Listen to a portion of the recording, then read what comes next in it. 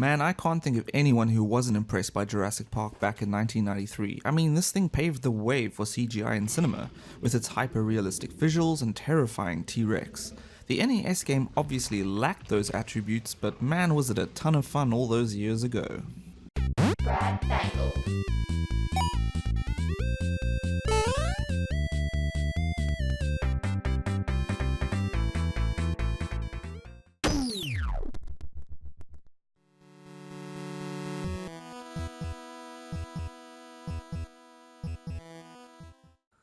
Dinosaurs and theme parks, by themselves, they're pretty spectacular, but could you ever imagine combining the two? Well, InGen CEO John Hammond did, and all he had to do was lease a remote island off the west coast of Costa Rica to showcase his arguably unethical genetic wonders, far from the prying eyes of the US government, spared no expense of course. So with the popularity of Steven Spielberg's Jurassic Park, video games made their way to the various platforms of the time, and today I'll be looking at one of them, Jurassic Park for the NES. Movie games have had a long history of being either hit or miss, so when a good one does come along, it's something of a treat or perhaps triumph. Jurassic Park for the NES may very well be one of those triumphs. Having been released towards the end of the NES's life cycle, Jurassic Park was a graphically impressive, tight-controlled, top-down shooter offering varying objectives throughout its 6 levels, such as rescuing Hammond's grandkids, destroying velociraptor nests, or restoring power to the park. As Alan Grant, your objective is to escape Jurassic Park, much like the movie it's based upon, and you'll have to contend with various dinos such as raptors, Dilophosaurus, endless hordes of compies, and even several encounters with the T-Rex. Unlike the movie, however, you'll have various guns, well, one gun really, but with several different ammo types to choose from, at your disposal, with which to murder Hammond's billion-dollar investments with. Obviously, this aspect isn't in line with the movie at all, but neither is having to negotiate a Triceratops stampede, so obviously Ocean Software took some liberties with the license. There are numerous dino eggs strewn throughout each level for you to collect or destroy, and once you've gotten them all, you will be presented with a keycard. These keycards open up additional areas within the levels which ultimately allow you to progress through the game. Additional pickups include ammo and mystery boxes, the latter potentially containing life-draining explosives. I'd also recommend collecting those eggs over destroying them simply because the latter wastes valuable ammo. However, there were times where I took a sneaky shot or two at an egg that was in a hard-to-reach location, either infested with dinos or placed behind some dangerous floating electricity or electrified grills. Why the fuck is this stuff even here? Who builds this shit? There were a few puzzle type sections in the game as well, such as having to start up the main computer consoles in the correct order. They're not really that challenging at all and rely more on object sequence retention as opposed to lateral thought, so the backtracking required can be rather laborious at the best of times. Ocean Software did seemingly attempt to keep things interesting, however, with the addition of the Stampede sections, T-Rex battles, and a river rafting section, so that's pretty cool, even though the T-Rex is unkillable and Lex and Tim will invariably get you killed by getting themselves killed. Go figure.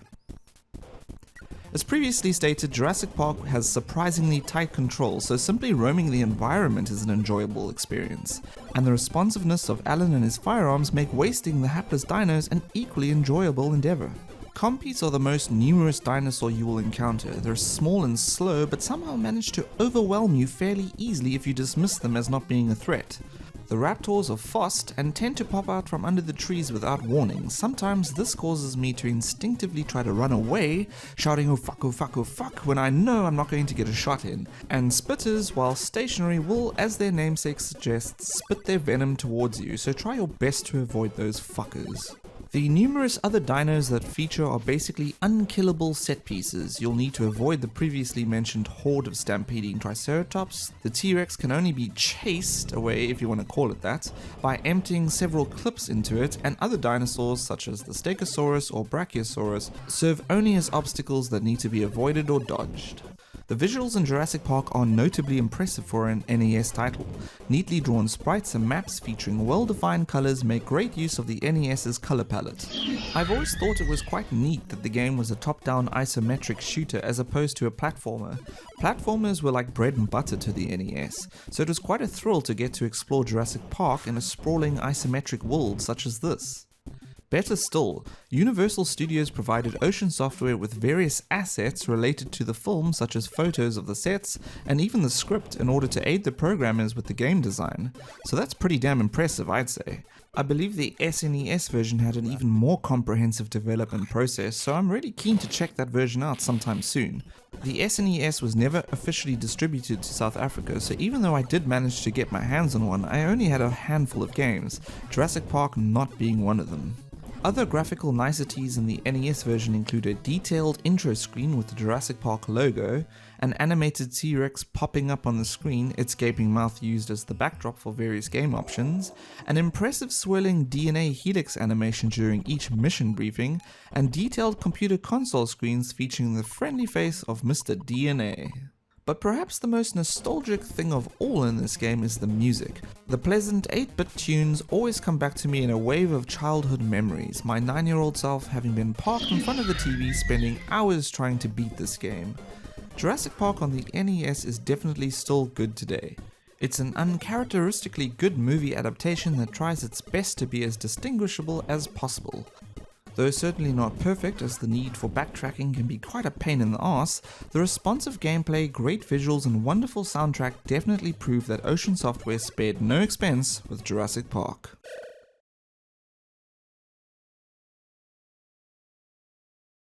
Well, that's it for this week. If you enjoyed the episode, please like, comment, and most importantly, subscribe to my channel, and be sure to hit that bell notification wherever it may be to ensure that you never miss an episode. Until next time, cheers.